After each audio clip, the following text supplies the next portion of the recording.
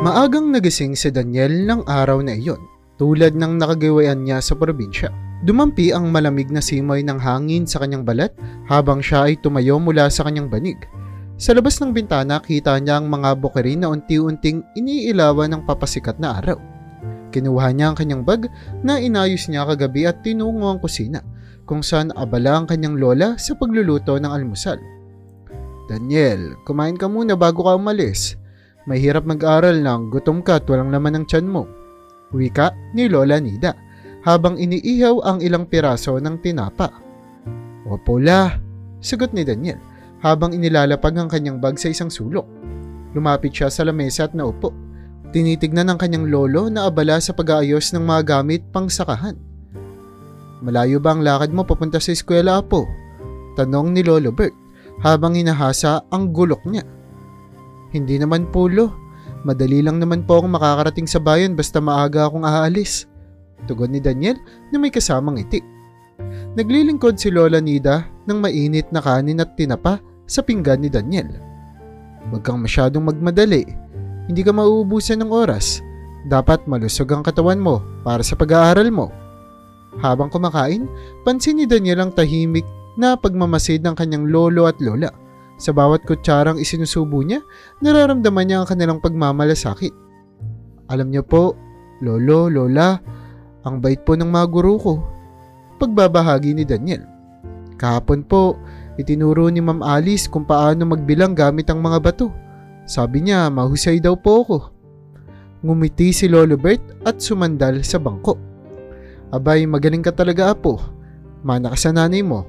Matalino rin yun noong bata pa siya." Napalunok si Daniel sa kanyang narinig. Sa murang edad, alam niyang marami na silang sakripisyo para sa kanya. Pagkatapos ng agahan, tumayo si Daniel at isinukbit ang bag sa kanyang balikat. Lumapit siya sa kanyang lolo at lola para magpaalam. "Lola, aalis na po ako. Salamat po sa almusal," sabi niya habang humalik sa kanilang mga pisngi. "Huwag kang malikot sa daan, Daniel. Mag-iingat ka," binili ni Lola Nida. "Huwag mong kakalimutang manalangin, ha," dagdag naman ni Lolo Bert. "At kung may assignment, huwag kang mahihiyang magtanong." "Opo, la, huwag po kayong mag-alala," sagot ni Daniel habang papalabas na ng bahay. Paglabas niya ng pinto, narinig pa niya ang tinig ng kanyang lola. "Huwag mong kalimutang magdala ng dahon ng bayabas kung may sugat ka sa paa, ha." Napangiti si Daniel sa kakaibang payo ng kanyang lola. Isang paalala ng pagmamalasakit at tradisyonal na kaalaman. Habang naglalakad sa makitid na daanan patungo sa paaralan, naririnig niya ang huni ng mga ibon at ang kaluskos ng mga damo sa hangin. Sa bawat hakbang, dala niya ang pagmamahal at suporta ng kanyang lolo at lola.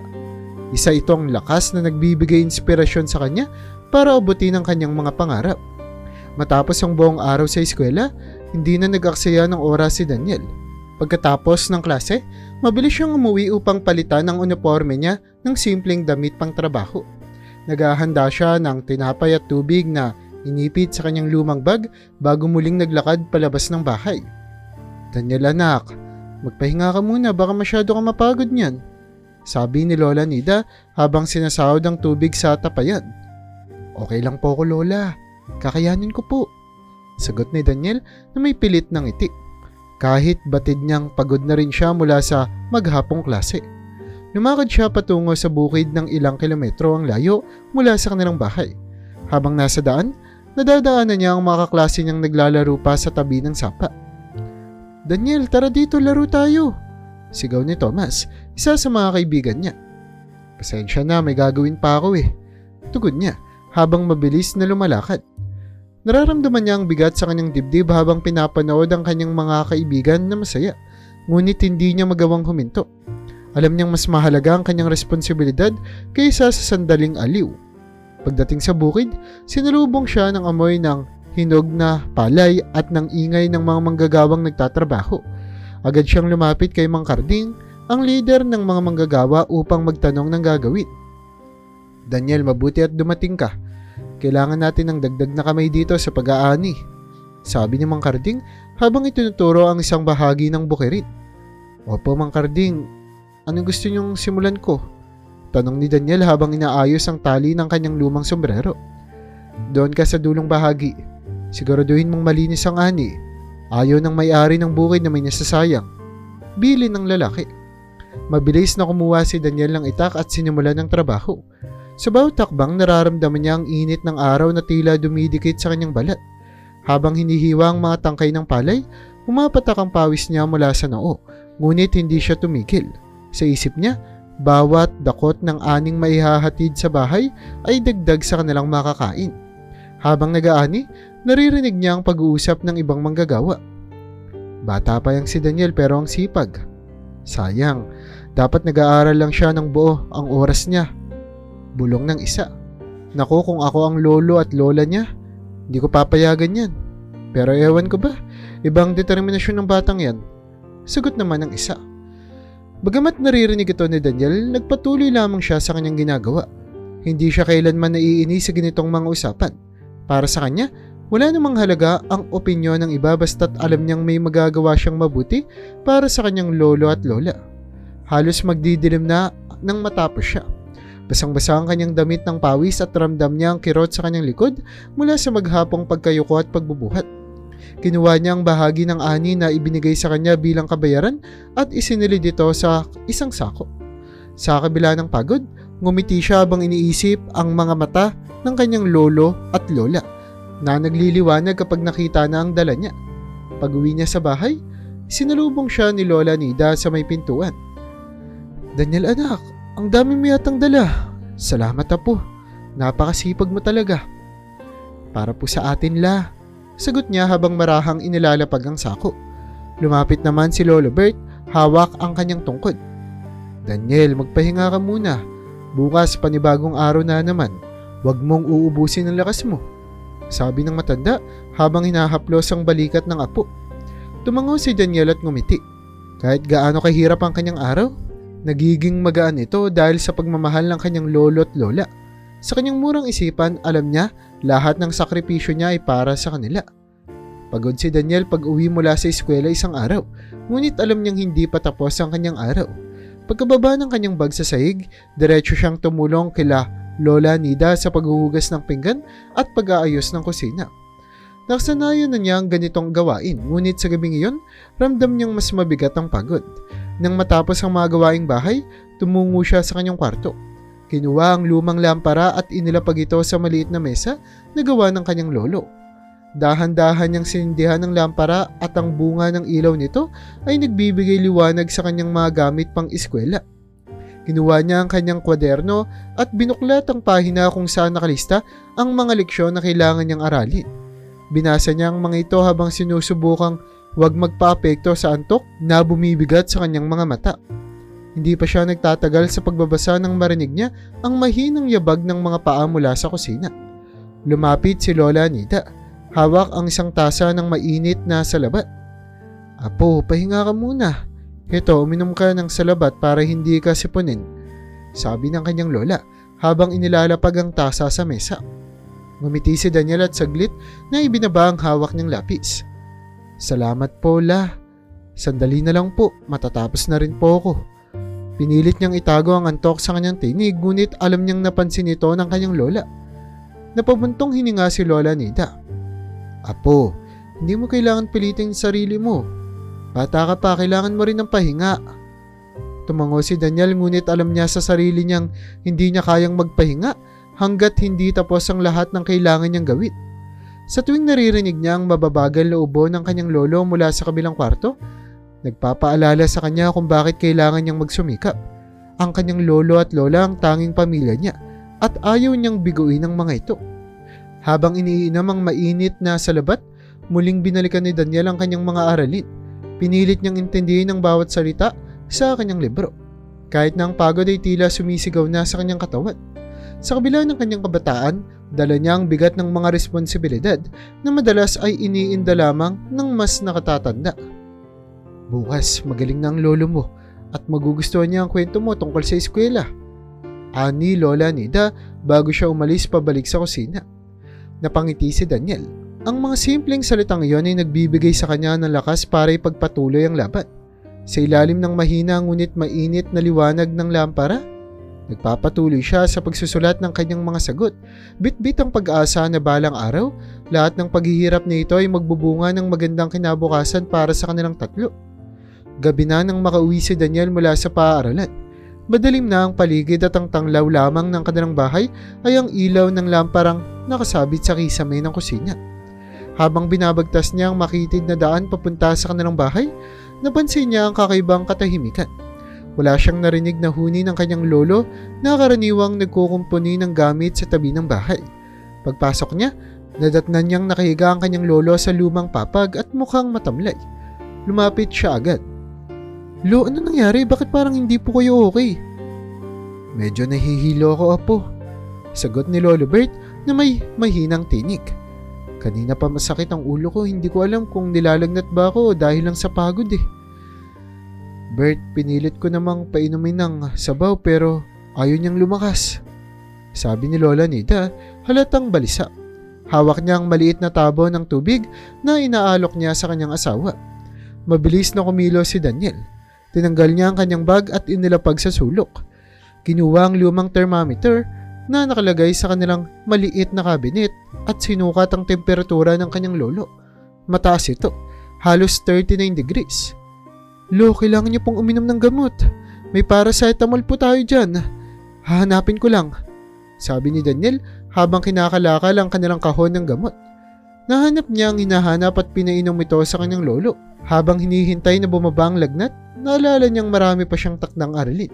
Kumuha muna siya ng libro mula sa kanyang bag at inilapag ito sa lamesa, malapit sa papag.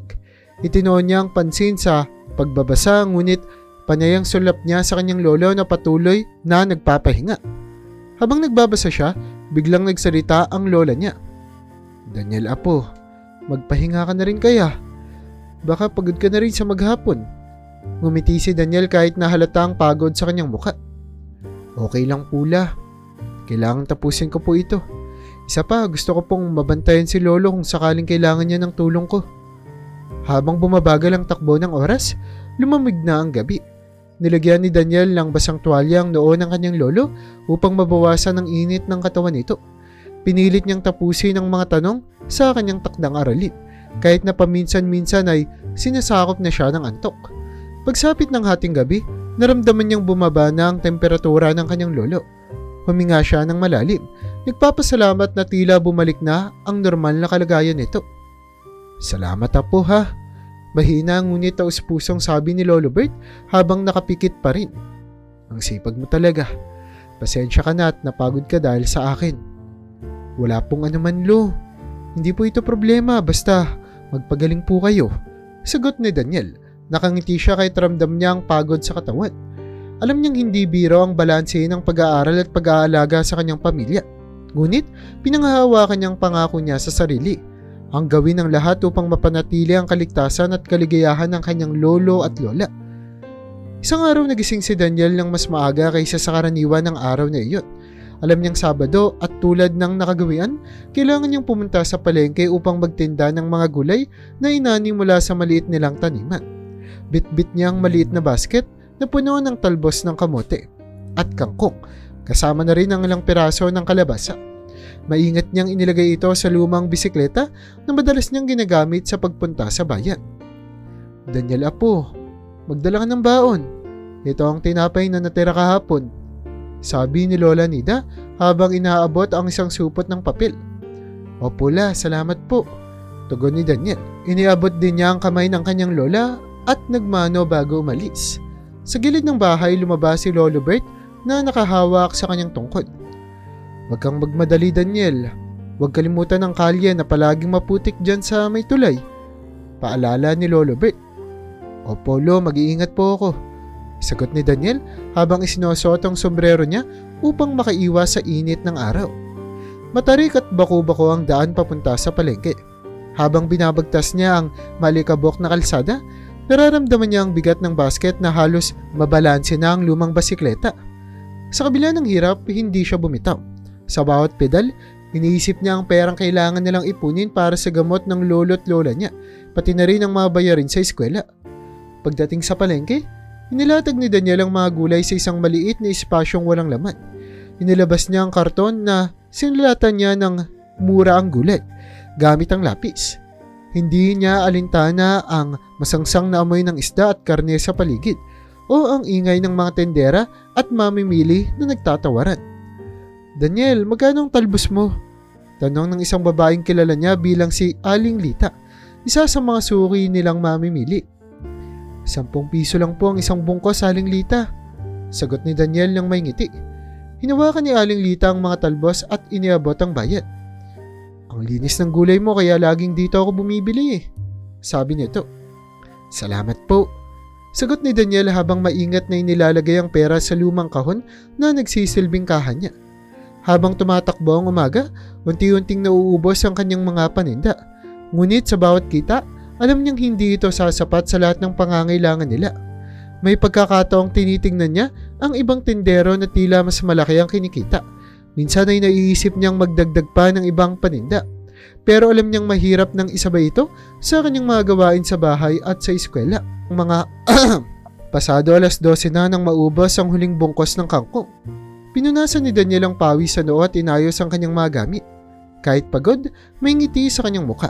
Sa isip niya, isang hakbang na naman ito para sa kanyang mga pangarap, ang makatulong sa kanyang lolo at lola at makapagtapos ng pag-aaral. Sa daan pauwi, nakaramdam siya ng paunting pananakit ng binti dahil sa haba ng kanyang paglalakad at pagbibisikleta. Pero tiniis niya ito.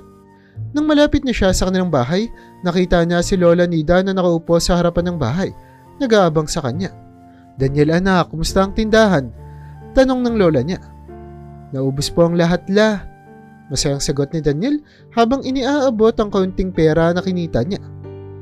"Panggamot po ito ni lolo." Pinisil ni Lola Nida ang kanyang balikat at ngumiti. "Salamat na po ha. Napakabuti mo talaga." Sa gitna ng hirap, naramdaman ni Daniel ang pagmamahal ng kanyang lolo at lola.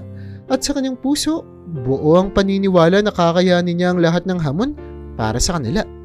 Lumipas ang 5 taon mula nang magsimula ang mahirap ngunit masayang buhay ni na Daniel kasama ang kanyang lolo at lola. Sa kabila ng lahat ng pagsubok, nanatili silang matatag bilang isang pamilya. Ngayon, mas malaki na si Daniel. 18 anyos na at mas bihasa na sa gawain sa bukid at bahay. Ngunit sa kabila ng kanilang simpleng buhay, unti-unting nararamdaman ni Daniel na bumabagal ang kilos ng kanyang lolo at mas madalas itong nauubo at hinihingal sa bawat gawain. Isang araw habang nag-aalmusal silang tatlo sa kanilang lumang mesa, pansin ni Daniel na hindi naubos ni Lolo Bert ang kanyang kanin. "Lo, hindi po ba kayo nagugutom? Kanina pa po kayo hawak ng hawak sa dibdib niyo eh," tanong ni Daniel puno ng pag-aalala. Wala ito apo. Huwag mong intindihan, baka lamig lang to," sagot ni Lolo Bert, pilit nang umingiti. "Bert, bakit hindi mo sabihin kay Daniel ang totoo?" sabat ni Lola Nida, halatang nagpipigil ng emosyon. Napatingin si Daniel sa kanyang lolo, nagtataka at kinakabahan. "Ha? Ano pong totoo? May sakit po ba kayo?" tanong niya. Napabuntong hininga si Lolo Bert at inilapag ang kutsara. "Daniel, matagal ko nang nararamdaman ito. Minsan, hirap akong huminga pero ayos lang. Huwag kang mag-alala, bata ka pa. Hindi mo kailangang pasanin ang problema ko." Ngunit hindi iyon natanggap ni Daniel. Kinabukasan dinala niya ang lolo niya sa health center ng bayan. Pagkatapos ng pagsusuri, sinabi ng nurse na kailangan ng mas detalyadong pagsusuri sa ospital dahil may hinala silang may problema sa puso si Lolo Bert. Nang marinig iyon, tumahimik si Daniel at napatingin sa kanyang lolo na pilit na nagpapakatatag. Hindi naging madali ang mga sumunod na linggo. Kailangan nilang magtipid sa lahat ng bagay para makabili ng gamot at makapagpagamot si Lolo Bert. Nagdoble kayod si Daniel sa bukid at tumanggap pa ng mga trabahong sideline tulad ng pagpuputol ng kahoy at pag-aalaga ng hayop sa ibang mga bahay. Lahat ng iyon ay ginawa niyang may tapang at determinasyon kahit ramdam niya ang pagod at pangamba. Isang gabi habang nagpapahinga sa harap ng bahay, tinawag siya ni Lolo Bert. "Daniel, halika rito apo." Mahina ngunit maayos na wika ng matanda. Lumapit si Daniel at naupo sa tabi ng lolo niya sa lumang bangko. Tahimik nilang pinagmasdan ng mga bituin sa langit. Tila nagbibigay liwanag sa madilim nilang mga gabi. "Daniel, kapag dumating ang araw na wala na ako, huwag mong iiwan ang lola mo. Siya na lang ang natitira sa atin," Sabi ni Lolo Bert, nakatingin sa mga bituin. Huwag naman po kayong magsalita ng ganyan, Lolo. Sagot ni Daniel, pilit na pinipigilan ng luha. Malalampasan po natin ito. Hahanap ako ng paraan para gumaling kayo. Napangiti si Lolo Bert at hinaplos ang ulo ng apo. Daniel, kahit sa murang edad mo, napakalaki ng puso mo, pero tandaan mo, hindi mo kailangang akuin ang lahat ng hirap. Kapag dumating ang oras, aalagaan mo rin ang sarili mo. Ilang araw, matapos ang pag-uusap na iyon, biglang sumama ang pakiramdam ni Lolo Bert. Hindi na siya nakabangon sa higaan. Ginawa ni Daniel ang lahat.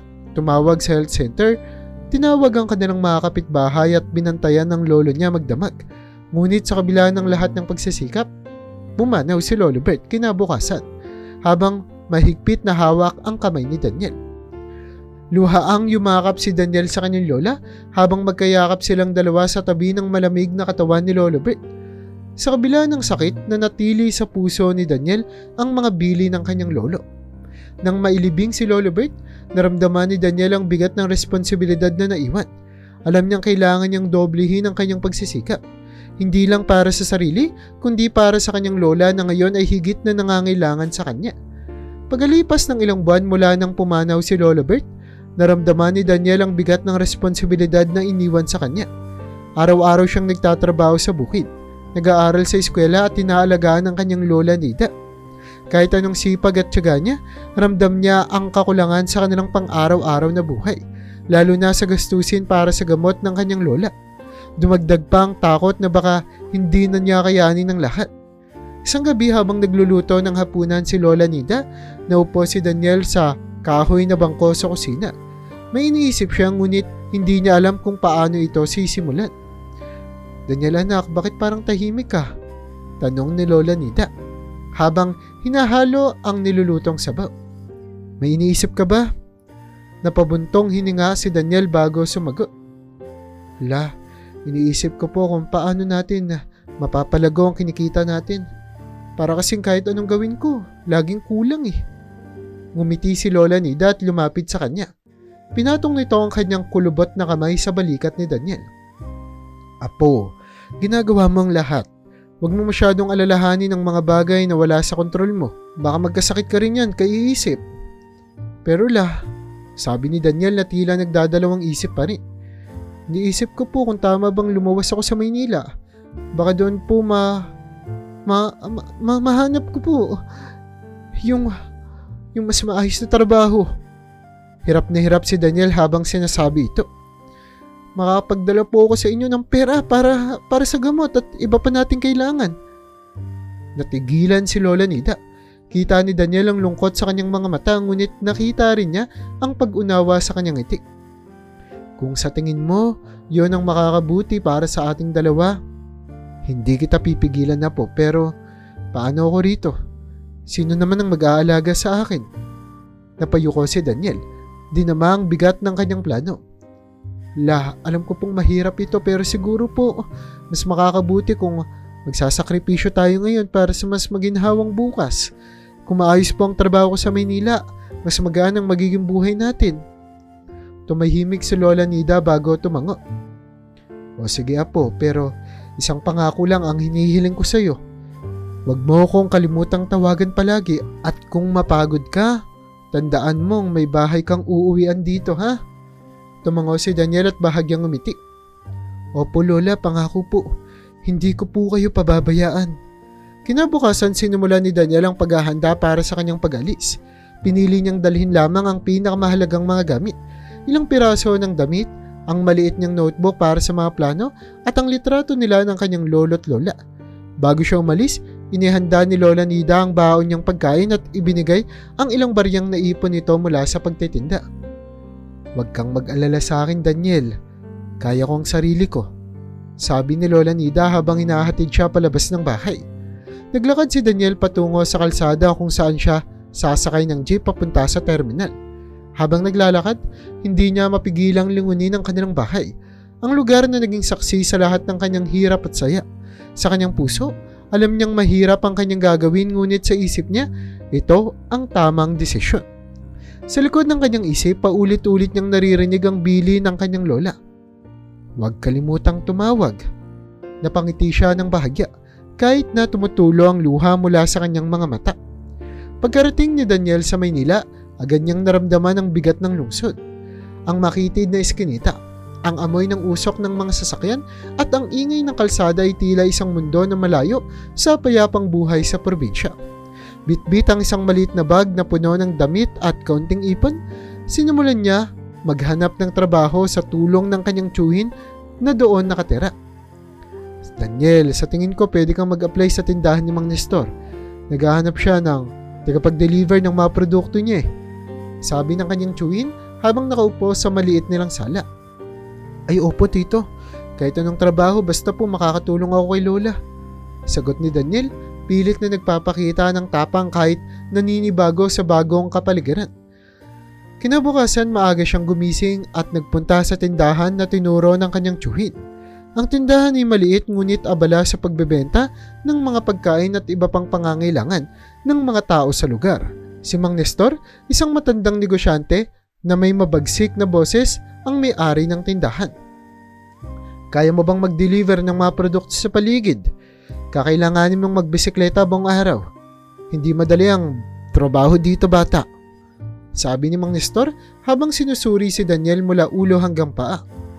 Opo, kaya po. Sagot ni Daniel nang walang pag-aalinlangan. Maaga ang simula dito, alas 5 ng umaga. Kailangan maayos ang lahat bago pumasok ang araw. At wala akong gustong marinig na balita na tatamad-tamad ka. Ayaw akong tamad. Naintindihan mo? Opo, Mang Nestor. Hindi naman po ako tamad. Pangako niya. Sinimulan ni Daniel ang trabaho kinabukasan.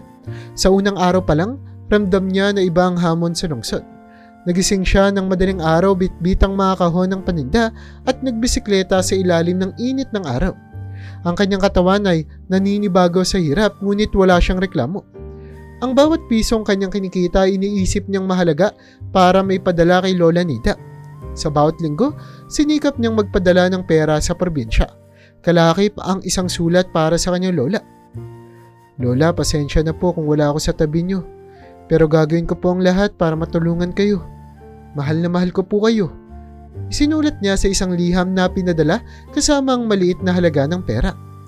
Sa kabila ng hirap, nahanap ni Daniel ang lakas sa mga simpleng bagay. Ang bawat tawag niya sa kanyang lola ay nagbibigay sa kanya ng inspirasyon.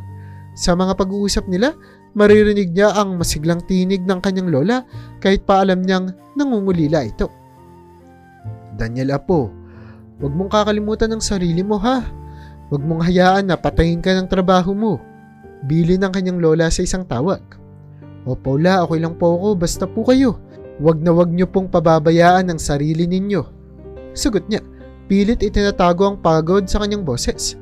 Sa bawat araw na lumilipas, naging mas determinado si Daniel na magtagumpay. Sa gitna ng mga pagsubok sa lungsod, dala niya ang pangarap na makapagbigay ng magandang buhay para sa kanyang lola at ang alaala ng kanyang lolo na nagbilin sa kanya na huwag sumuko. Makalipas ang ilang buwan ng pagtatrabaho sa Maynila, nagising si Daniel sa isang umaga na tila ordinaryo. Kakaunti pa lamang ang liwanag ng araw na pumapasok sa maliit na kwarto ng kanyang inuupahan. Sanay na siya sa ganitong umaga. Gigising ng maaga, maghahanda para sa mahabang araw ng trabaho bilang isang delivery boy. Ngunit sa gitna ng kanyang mga paghahanda, isang tawag ang biglang nagpatigil sa mundo niya. Dali-dali niyang sinagot ang telepono nang makita ang pangalan ng kapitbahay nilang sa Aling Rosa sa screen. O hello po Aling Rosa, may kailangan po ba kayo? Tanong ni Daniel habang inaayos ang sapatos niya. Sa kabilang linya, naririnig niya ang malalim na paghinga ni Aling Rosa. Daniel, anak, pasensya ka na kung ngayon lang ako tumawag pero may masamang balita ako. Sabi ng matanda. Ang boses nito ay halatang nanginginig. Napahinto si Daniel. Kinakabahan siya sa tono ng matanda. Ha? Ano pang nangyari? Ayos lang po ba si Lola? Daniel, wala na ang lola mo. Biglang tumigil ang mundo ni Daniel. Hindi niya magawang sumagot. Parang pinagsakluban siya ng langit at lupa. Sa kabila ng kanyang katahimikan, patuloy si Aling Rosa. Natagpuan namin siya kaninang umaga sa kama. Mukhang di na siya nagising. Sorry Daniel, wala na akong ibang may babalita kundi ito. Ang telepono ay halos madulas mula sa kamay ni Daniel. Hindi po, Hindi po totoo yan.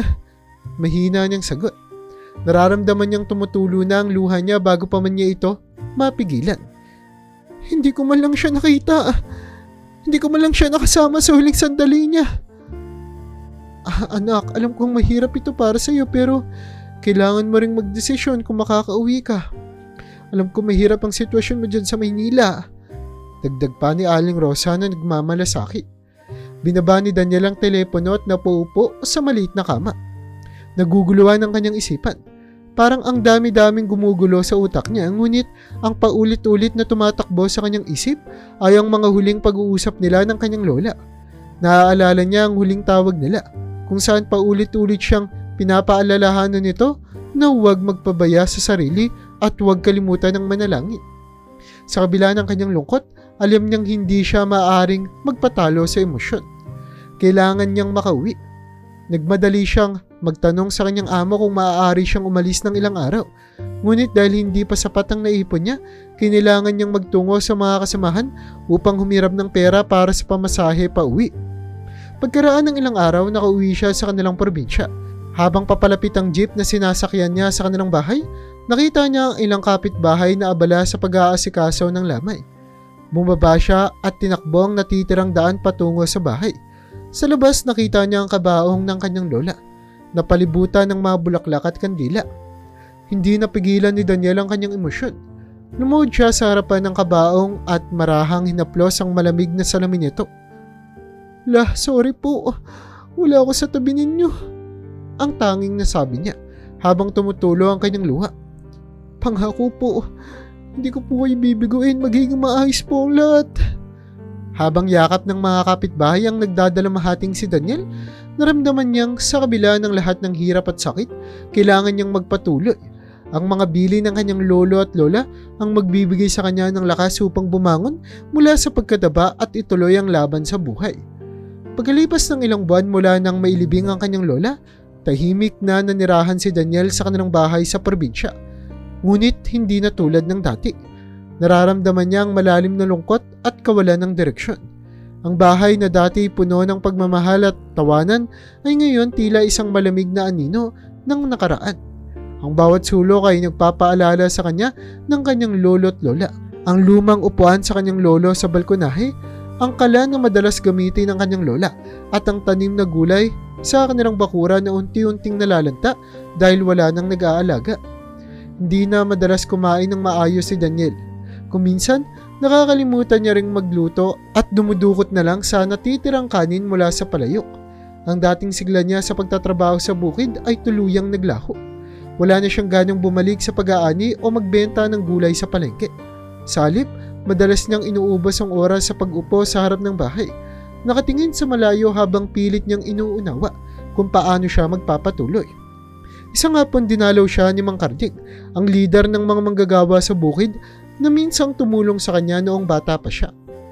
Daniel, iho, kumusta ka? Matagal na kitang hindi nakikita sa bukid. Bati ni Mang Karding habang dumudungaw sa bakuran. Ayos lang po, Mang Karding. Sagot ni Daniel, ngunit halata sa kanyang boses ang kawalang sigla. Medyo wala lang po kasi akong gana ngayon. Lumapit si Mang Karding at tinignan ng paligid. Napansin niyang ang dating maayos na taniman ay napabayaan na. Alam kong mahirap ang pinagdadaanan mo, Daniel, pero hindi ka pwedeng magpabaya. Alam mo, kung buhay pa ang lolo't lola mo, hindi na nagugusto yung makita kang ganito. Tumango si Daniel ngunit hindi siya sumagot. Alam niya sa kanyang puso na totoo ang sinabi ng Mang Karding, ngunit ang bigat ng kanyang damdamin ay tila hindi kayang bawasan ng kahit na anong salita. Sa mga sumunod na araw, patuloy ang pagbagsak ng kondisyon ni Daniel. Nawalan siya ng interes sa mga dating mahalaga sa kanya. Madalas siyang magising ng tanghali nang hindi niya ginagawa noon. At araw-araw na lang ay tila mas bumibigat ang pakiramdam ng pagiging mag-isa. Minsan nararamdaman niyang walang silbi ang kanyang mga ginagawa. Bakit ganito? Parang wala nang saysay ang lahat. Bulong niya sa sarili habang nakatitig sa lumang larawan ng kanyang lolo at lola na nakalagay sa kanilang altar. Habang unti-unting bumabagsak si Daniel sa kawalan ng pag-asa, napansin din ng kanyang mga kapitbahay ang kanyang pagbabago. Kung dati nakikipagbahagi siya sa mga gawain sa baryo, ngayon ay bihira na siyang makita. Madalas nakaupo na lamang siya sa gilid ng kanilang bahay. Tila wala sa sariling iniisip ang kawalan ng mahal sa buhay at ang bigat ng responsibilidad na iniwan sa kanya. Ang dating masayahin at masipag na Daniel ay ngayon isang anino na lamang ng kanyang dating sarili. Ang mga tanong niya sa sarili ay walang sagot at ang buhay niya ay tila unti-unting nawawalan ng kulay. Pagdating ni Daniel sa Maynila ulit, dala niya ang maliit na bag na naglalaman ng ilang piraso ng damit at ang natitirang pera sa ipon ng kanyang lola bago ito pumanaw. Sa kanyang isip, ang lungsod, ang lugar kung saan siya makakahanap ng bagong simula. Isang pagkakataon upang makabangon mula sa sunod-sunod na trahedya sa kanyang buhay. Ngunit hindi niya alam na ang kanyang paglalakbay ay magiging mas mahirap kaysa sa kanyang inaakala. Sa unang linggo, nakituloy si Daniel sa isang kakilala mula sa kanilang baryo na may maliit na tirahan sa gilid ng riles. Pinakausapan niyang matulungan siya sa paghahanap ng trabaho. Ngunit sa isang mataong lungsod na puno ng kompetisyon, walang madaling oportunidad para sa isang probinsyanong katulad niya na walang sapat na edukasyon. Sa mga araw na walang hanap buhay, gumagala siya sa mga mataong lugar sa Maynila. Nagbabaka sakaling may makitang pagkakataon. Isang gabi habang nakaupo siya sa isang parke, nilapitan siya ng isang grupo ng kabataan na mukhang magkaedad lang niya. "Pere, mukhang wala kang magawa ah. Gusto mo bang sumama sa amin? May racket kami. Mabilis lang kumita," sabi ng isa. Si Arnel na tila leader ng grupong ito. Napatingin si Daniel, pagod at gutom sa kanilang mga nakakalokong ngiti. Sa isip niya, wala namang mawawala kung susubukan niya. "Ano ba yung racket niyo?" tanong niya. May halong kaba at interes. "Madali lang. Magpapapasok ka lang ng sugal dito sa palengke. Tago-kolekta ng taya. Mabilis ang pera, walang hirap," sagot ni Arnel. Nagdadalawang isip si Daniel, ngunit sa kabila ng kanyang mga pag-aalinlangan, naudyok siya sa pagkakataong magkapera. Kailangan niyang kumain at ang natitirang pera niya ay halos ubos na. Sumama siya sa grupo at nagsimulang magtrabaho bilang isang kolektor sa mga ilegal na pasugalan. Sa simula, mabilis ang naging kita. Para kay Daniel, ito ay pansamantalang solusyon lamang. Ngunit habang tumatagal, nahanap niya ang pansamantalang aliw sa bisyo. Alak, sigarilyo at paminsan-minsang pagsusugal. Sa tuwing nauubos na ang kanyang kinita, bumabalik siya sa grupo upang magtrabaho muli. Ang araw na dati niyang ginugugol sa bukid kasama ang lolo't lola ay napalitan ng magulong gabi sa lungsod. Kasama ang mga taong walang pakialam sa kanya kundi bilang isa pang tauhan sa kanilang sindikato. Minsan habang nagiinuman ng grupo sa gilid ng isang iskinita, napatingin si Daniel sa basag-basag na bote ng alak sa kanyang harapan. Naalala niya ang kanyang lolo't lola, ang kanilang simpleng tahanan at ang buhay na minsang puno ng pagmamahal at kahalagahan. "Pre, bakit ang tahimik mo?" tanong ni Arnel na tila napansin ang pagiging malayo ng tingin ni Daniel. "Wala. Naalala ko lang ang probinsya. Ang hirap pala rito sa Maynila," sagot ni Daniel, pilit na nagtatago ng kanyang lungkot. "E di wag mo nang isipin yun. Wala na yung buhay mo sa probinsya. Dito, kailangan mong maging matatag, matapang," sagot ni Arnel habang tumatawa. Tila walang pakialam sa bigat ng nararamdaman ni Daniel. Hindi na sumagot pa si Daniel. Napatingin siya sa madilim na kalangitan ng Maynila. Hinahanap ang liwanag ng mga bituin na dati niyang nakikita sa probinsya.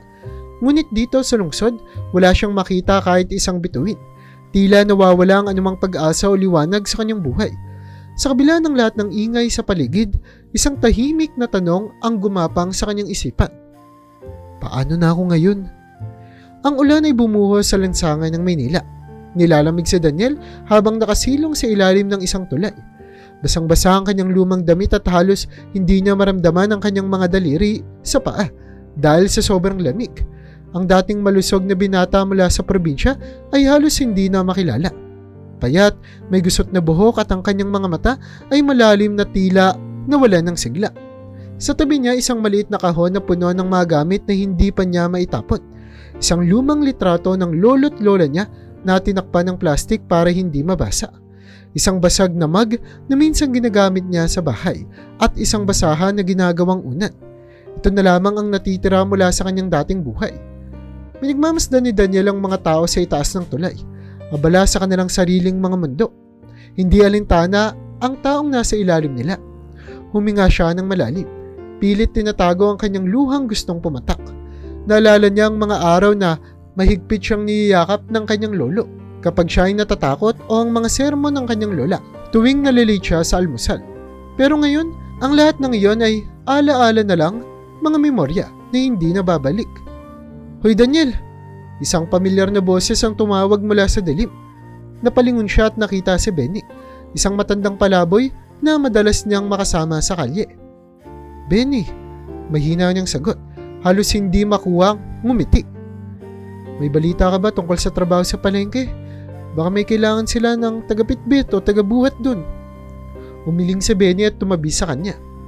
"Wala tol, puro sarado na ang matindahan sa tabi. Hirap ang mga tao ngayon, pero may binigay na tinapay si Mang Carlos sa akin kanina, gusto mo?" Iniabot nito ang isang piraso ng monay na may kalumaan na. Ngumiti si Daniel kahit alam niyang gutom siya. "Salamat Benny, pero sa'yo na yan, mas kailangan mo yan." "Daniel, lagi ka na lang ganyan," reklamo ni Benny habang sinisiksik ang tinapay sa kamay ni Daniel. "Kainin mo na yan bago pa kainin ng daga." Walang nagawa si Daniel kundi tanggapin ang tinapay. Habang inunguya niya ito, hindi niya maiwasang isipin kung paano siya napadpad sa ganitong sitwasyon. Isang beses tumingin siya sa kanyang mga kamay. Kalyado, basag-basag ang balat. Ang mga ito ang parehong kamay na ginamit niya noon sa pag-aani ng palay, sa pagbibigay ng gamot sa kanyang lolo at sa pagtulong sa kanyang lola. Ngunit tila wala ng silbi ang mga ito. Kinagabihan, habang nakahiga siya sa malamig na semento, napatingin siya sa madilim na langit. Wala siyang makita ni isang bituin. Tila ba pati ang langit ay ayaw nang tumingin sa kanya. Tahimik siyang nanalangin, kahit hindi na siya sigurado kung may makakarinig pa ba. "Lolo, lola, ano na po bang gagawin ko? Nawalan na po ako ng lahat.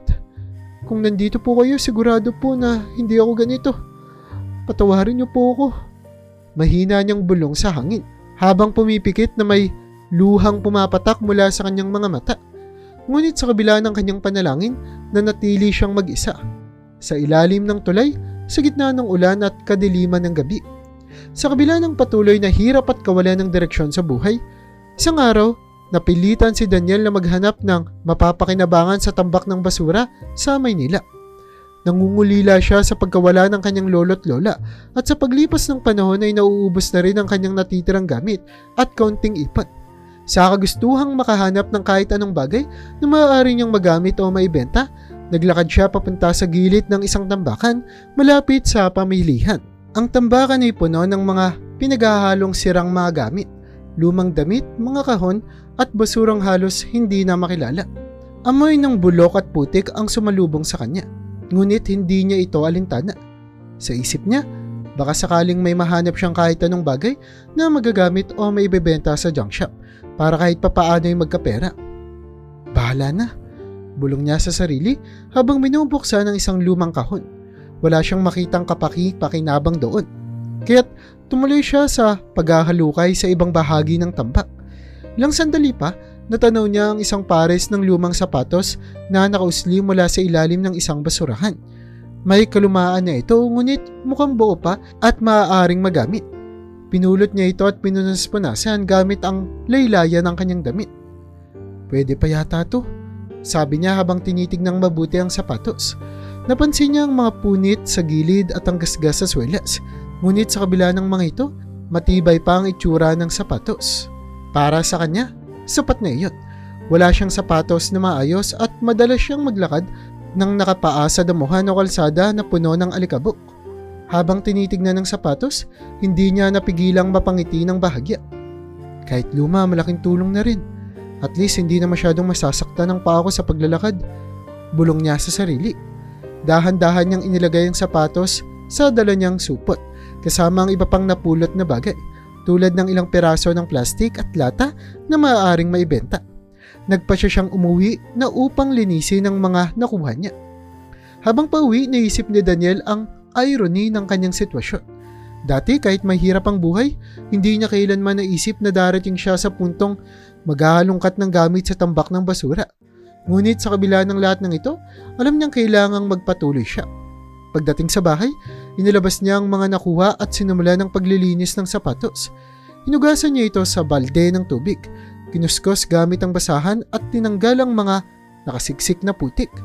Habang ginagawa iyon, hindi niya alam na ang simpleng pares ng lumang sapatos na iyon ay magdadala ng malaking pagbabago sa kanyang buhay. Habang nakaupo si Daniel sa harap ng kanilang bahay, hawak ang pares ng lumang sapatos na nakuha niya mula sa tambak ng basura, pinagbasdan niya ito ng maigi.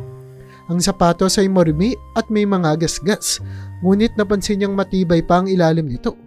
Pinag-isipan niyang linisin ito upang magamit sa paglalakad papunta sa bayan. Kinuha niya ang basahan at isang planggana ng tubig. Saka sinimulang kuskusin ang sapatos. Habang pinipiga niya ang basahan upang alisin ang alikabok, napansin niyang may nakabara sa loob ng isa sa mga sapatos. Ano kaya to? Tanong niya sa sarili habang pinasok ang kanyang kamay sa loob. Hinatak niya ang nakabara at inilabas ang isang papel na kupas na. Nagtaka siya at inisa-isa itong tignan. Lotto ticket? Bulong niya habang pinag-aaralan ng mga nakasulat dito.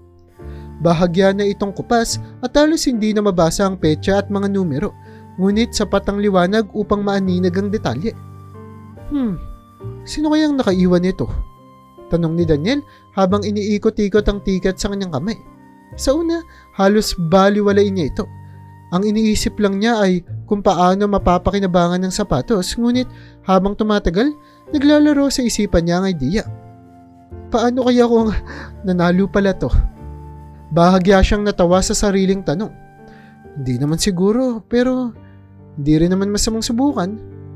Itinabi niya ang tiket at nagpatuloy sa paglilinis ng sapatos. Habang nagkikiskis, muling bumalik ang kanyang isip sa tiket. Naisip niyang malaki ang posibilidad na wala itong halaga, pero parang may kung anong nagtutulak sa kanya upang suriin ito sa bayan. Pagkatapos niyang linisin ang sapatos, tumayo siya at kumuha ng plastic na supot. Maingat niyang inilagay ang lotto ticket sa loob upang hindi na ito masira pa. Sige bukas, dadalhin ko to sa bayan, sabi niya sa sarili. Kahit kaunti, nakaramdam siya ng kakaibang pag-asa. Isang bagay na matagal na niyang hindi nararamdaman mula nang mawala ang kanyang lolo't lola. Kinabukasan, hindi na maalis sa isipan ni Daniel ang lotto ticket na nakita niya sa loob ng lumang sapatos. Bagamat bahagyang kupas at may ilang punit, nababasa pa rin ang mga numero at petsa. Iniisip niya kung may silba pa ito o kung kailanman ay tunay na nanalo ito. Nagpasya siyang dalhin ito sa bayan upang linawin ang kanyang pag-aalinlangan. Habang naglalakad papunta sa bayan, muling sumagi sa isip niya ang kanyang lola't lola. Kung buhay pa sila, tiyak na tatawanan nila siya dahil sa pag-aaksaya ng oras para lamang sa isang lumang tiket. Ngunit sa gitna ng kanyang kawalang pag-asa, naramdaman niya ang maliit na pag-asang nag-uudyok sa kanya na ituloy ang plano. Pagdating sa bayan, tumigil siya sa isang tindahan kung saan may lotto booth. May pila ng ilang tao na nagpapavalidate ng kanilang mga lotto ticket. Tumayo siya sa dulo. Kinakabahan ngunit puno ng pag-asa. Nang siya na ang sumunod, iniabot niya ang lumang ticket sa teller. Miss, pwede po bang pa-check kung may visa pa po itong ticket na to? Tanong niya. Pilit na itinatago ang kaba sa kanyang boses. Tinignan ng teller ang ticket at bahagyang sumimangot. Medyo luma na tong ticket mo kuya, pero check pa rin natin . Kinuha niya ito at ipinasok sa makina. Sandaling tumahimik ang teller habang nakatingin sa screen. Hindi napigilan ni Daniel ang mag-alala. Wala po ba? Hindi po ba valid? Ngunit nagulat siya nang biglang lumaki ang mga mata ng teller. Tumingin ito sa kanya na parang hindi makapaniwala. Kuya, teka lang . Nanalo ka kasi dito, yung laki ng halaga. 100 milyon. Nanlaki rin ang mga mata ni Daniel. Totoo po ba yan? Baka naman nagkakamali kayo. Nang hihina ang boses niya, hindi makapaniwala sa narinig. Sigurado, pero kailangan mo tong iproseso sa main office ng Lotto para makuha ang premyo mo. Dito lang naman sa system namin nagva-validate pero legit to kuya. Grabe ang swerte mo. Hindi alam ni Daniel kung ano ang sasabihin. Pinagmasdan niya ang ticket na hawak ng teller habang sinusulat ang ilang detalye. Nanlalambot ang tuhod niya. Hindi pa rin lubos na maunawaan ang nangyari. Sa loob ng ilang taon ng hirap, ngayon ay biglang tila nagkaroon ng liwanag sa madilim niyang mundo. Paglabas niya sa tindahan, hawak ang ticket at ang mga papel na ibinigay ng teller, napahinto siya at tumingala sa langit. Para bang nararamdaman niya ang presensya ng kanyang lolo't lola na tila sumusuporta sa kanya sa panibagong kabanata ng kanyang buhay. Tahimik siyang nagpasalamat sa kanila at sa kung sino man ang nagbibigay ng bihirang pagkakataong ito. Habang pauwi, naglalaro sa isip niya ang lahat ng posibilidad. Maaari na siyang bumangon mula sa kawalan, ayusin ang kanyang buhay at muling magbuo ng mga pangarap.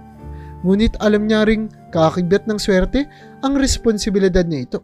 At sa kanyang puso, nararamdaman niya ang matinding pangako na magagamit niya ang biyayang ito para hindi masayang ang mga sakripisyong ginawa ng kanyang lolo at lola para sa kanya. Pagkagising ni Daniel kinaumagahan, hawak pa rin niya ang tiket na tila nagdudulot ng magkahalong pag-asa at takot. Buong gabi siyang nag-isip kung paano sisimulan ang proseso ng pag-claim ng premyo. Bagamat may nakuha siyang impormasyon mula sa tindahan kung saan niya pina-check ang ticket, pakiramdam niya ay napakakomplikado ng lahat. Habang tinatapatan ng sinag ng araw ang maliit na lamesa sa kanyang bahay, tinitigan niya ang tiket na nakapatong dito. Paano kung hindi na valid? Paano kung sabing hindi ko ito pwedeng kunin dahil matagal nang nakalipas? Bulong niya sa sarili. Pero kahit na may takot sa kanyang dibdib, naisip niya ang kanyang lolo at lola. Kung buhay pa sila, tiyak na sasabihin ng kanyang lolo ang ganito. Walang mawawala kung susubukan mo, apo. Nagpasya siyang pumunta sa bayan upang magsimula sa proseso. Suot ang kanyang pinakamaayos na damit, iniipit sa kanyang bulsa ang tiket na nakabalot sa maliit na plastik para protektahan ito mula sa basa o alikabok. Habang naglalakad patungo sa terminal, nararamdaman niya ang bawat tibok ng kanyang puso, isang halo ng kaba at pag-asa. Pagdating niya sa opisina ng lokal na gobyerno, nagtanong siya sa information desk. Isang babae ang lumapit upang sagutin ang kanyang tanong. Sir, mukhang matagal na itong ticket na hawak mo. Kailangang i-check kung valid pa ito pero bago ka magpunta sa main office ng loto, siguraduhin mong may valid ID ka at maayos ang lahat ng dokumento mo. Paliwanag ng babae na halatang nagdadalawang isip kung may tsansa pang makuha ang premyo. Paano po kung hindi na valid? Tanong ni Daniel, hindi may tago ang kaba sa kanyang boses. May posibilidad na hindi na ito tatanggapin kung expired na ang panahon ng redemption. Sagot ng babae. Pero hindi natin malalaman hanggat hindi mo sinusubukan. Pinagpawisan si Daniel habang inaayos ang mga kinakailangan. Napansin niyang kulang siya sa ilang dokumento gaya ng updated ID kaya't inabot siya ng maghapon sa iba't ibang opisina upang asikasuhin ito. Sa bawat pila at sa bawat pirma, pakiramdam niya ay unti-unting nauubos ang kanyang enerhiya. Pero sa kabila ng lahat, pilit niyang pinanghawakan ng maliit na pag-asa na ang lahat ng ito ay sulit. Pagkatapos ng mahabang araw, umuwi si Daniel sa bahay, bitbit ang mga dokumentong kailangan niya. Habang inilalapag ang mga papel sa mesa, napabuntong hininga siya. Ramdam niya ang bigat ng proseso. Ngunit naisip niyang hindi niya maaaring sukuan ang pagkakataong ito. Kung ito na lamang ang natitirang pagkakataon ko para baguhin ang buhay ko, hindi ko ito bibitawan. Sabi niya sa sarili habang tinitignan ang ticket. Sa kabila ng kaba at pagod, unti-unti niyang naramdaman ang muling pagbuhay ng determinasyon sa kanyang puso. Sa susunod na araw, handa na siyang harapin ang susunod na hakbang. Matapos ang ilang araw ng paghahanda, nagpunta si Daniel sa pinakamalapit na opisina ng loto upang i-claim ang kanyang premyo. Pinaghandaan niya ang araw na iyon. Dala ang ticket, isang kopya ng kanyang ID at ang papel na ibinigay ng teller mula sa tindahan kung saan unang na-check ang ticket. Sa kabila ng kaba, pinilit niyang magpakatatag habang pumila siya kasama ang iba pang tao.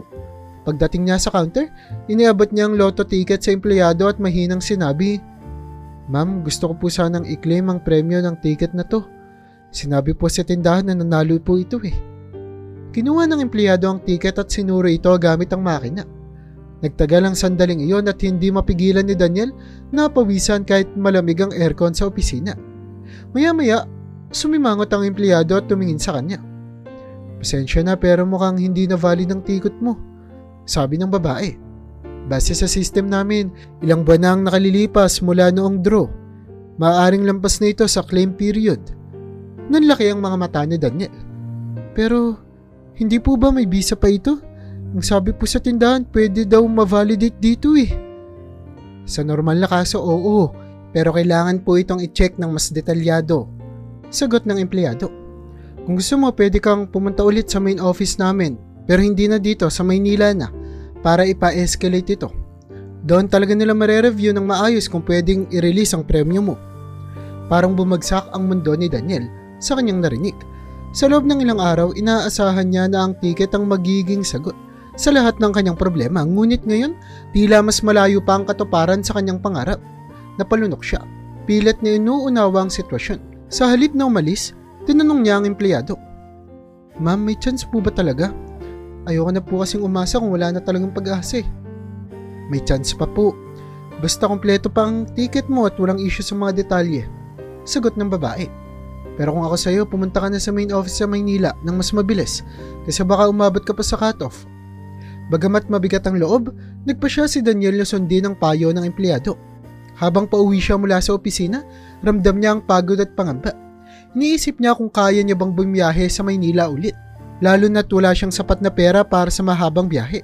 Ngunit sa kabila ng lahat, hindi niya magawang sumuko. Sa kanyang puso, naramdaman niya ang pahiwatig ng kanyang lolo at lola na kailangan niyang magpatuloy at subukan. Hindi ko pwedeng hayaan na mauwi ito sa wala. Mahina niyang bulong sa sarili habang binabagtas ang daan pa uwi. Kung ito na ang pagkakataon ko, lalaban ako kahit mahirap. Sa gabing iyon, habang nakahiga sa kanyang banig, pinanghawakan ni Daniel ang tiket at pinagmasdan ito. Sa kabila ng mga pagsubok, naramdaman niya ang muling pag-usbong ng maliit na liwanag ng pag-asa sa kanyang puso. Habang patuloy na inaasikaso ni Daniel ang pag-claim ng premyo, unti-unti ring kumalat ang balita sa kanilang baryo tungkol sa kanyang swerte. May ilan na nagalak para sa kanya, ngunit may iba rin na nagduda o nagsimula siyang tignan bilang isang madaling target. Sa kabila ng ingay sa paligid, pinilit ni Daniel na manatiling kalmado at sundin ang tamang proseso.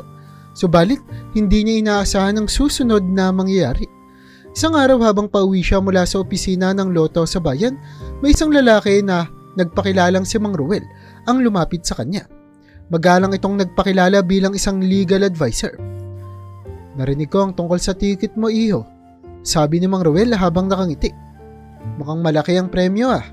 Baka kailangan mo ng tulong para mas maayos ang proseso. Alam mo, maraming butas sa sistema, baka madelay pa yan kung hindi mo alam ang ginagawa mo. Bahagyang nag-isip si Daniel. Totoo nga namang maraming komplikasyon sa mga papeles at hindi siya sanay sa ganitong mga bagay, ngunit hindi niya maiwasang makaramdam ng pagdududa. Salamat po sa alok, Mang Ruel. Sagot ni Daniel, maingat ang tono. Pero inaasikaso ko na po ang lahat sa opisina ng loto.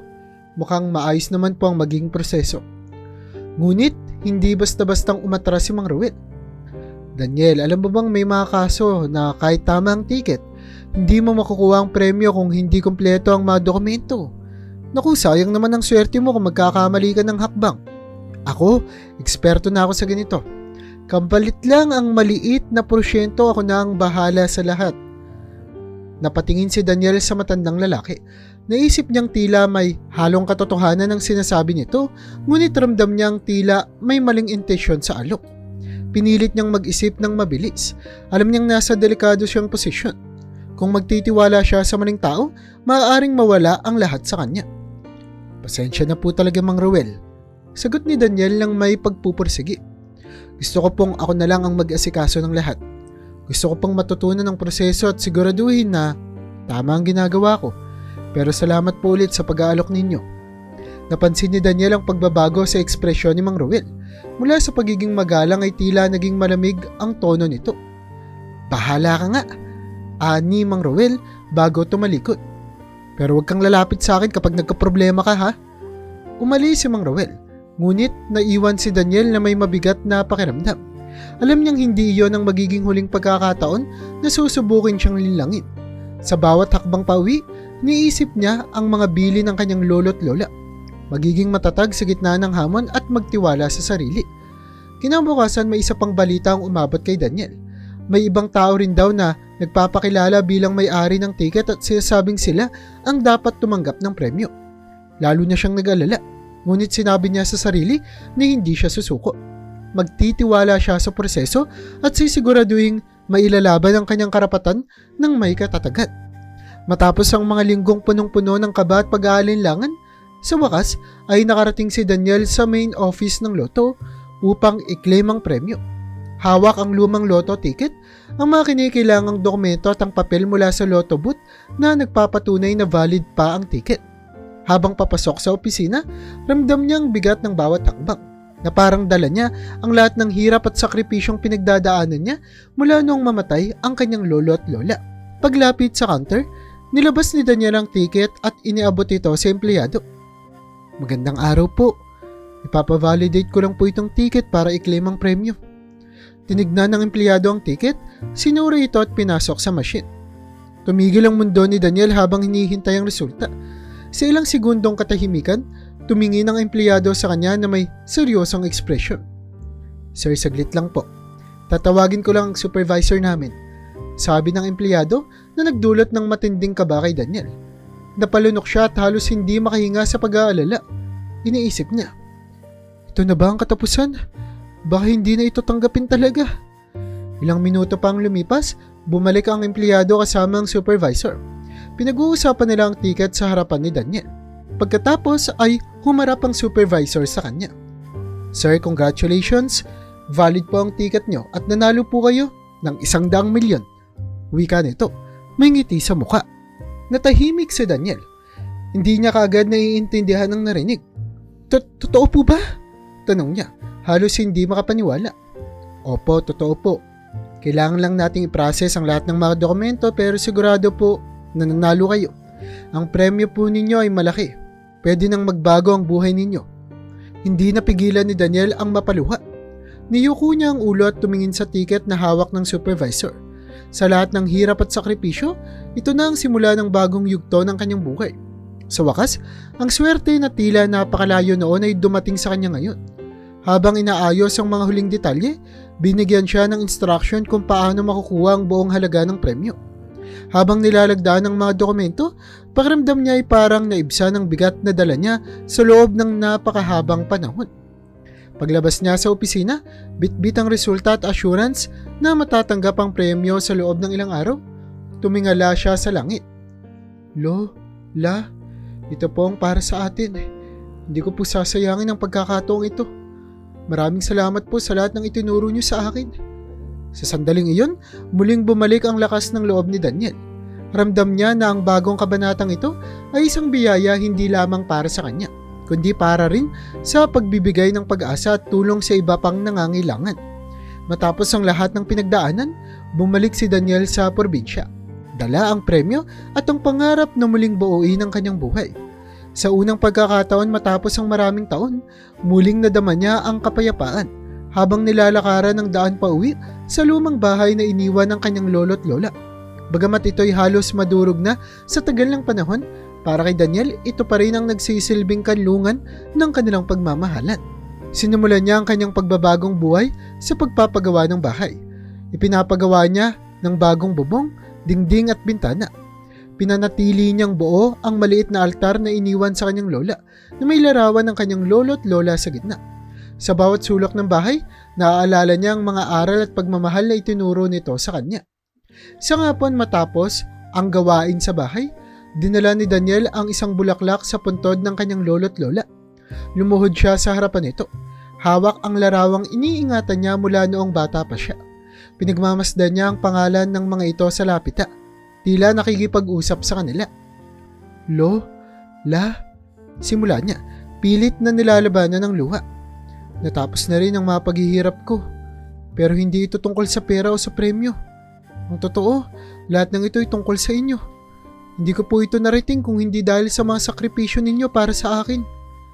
Natahimik siya sandali. Pinupunasan ng mga luha. Mahal na mahal ko po kayo. Patawad kung minsang napanghinaan ako ng loob pero ngayon nangangako ako. Hindi ko nasasayangin ang pagkakataon na binigay sa akin. Gagamitin ko ang biyayang ito para makatulong sa iba. Tulad ng pagtulong nyo sa akin noon. Mula roon, sinimula ni Daniel ang pagtulong sa kanilang baryo. Nagpatayo siya ng maliit na gusali para sa mga batang walang maayos na lugar upang mag-aral. Nagbibigay siya ng mga scholarship sa mga kabataan na nangangarap tulad niya noong bata pa siya. Nagbibigay din siya ng trabaho sa mga magsasaka. Binibigyan sila ng tamang sahod para sa kanilang mga ani. Naging inspirasyon si Daniel sa kanilang lugar. Isang ehemplo ng pagsisikap, pananampalataya at pagmamalasakit. Isang araw, habang nakaupo siya sa balkonahe ng bagong ayos na bahay, hawak ang lumang larawan ng kanyang lolo at lola, napatingin siya sa langit. Pakiramdam niya, nakangiti ang mga ito sa kanya mula sa itaas. Pinagmamasdan siya sa kanyang tagumpay. Tahimik niyang sinabi, "Para sa inyo lahat ng ito, lolo, lola. Sana po naging proud po kayo sa akin." Habang unti-unting lumulubog ang araw, napuno ng liwanag ang paligid. Sa wakas, natagpuan ni Daniel ang tunay na kapayapaan, ang pagmamahal at alaala ng kanyang lolo at lola na palaging nasa puso niya.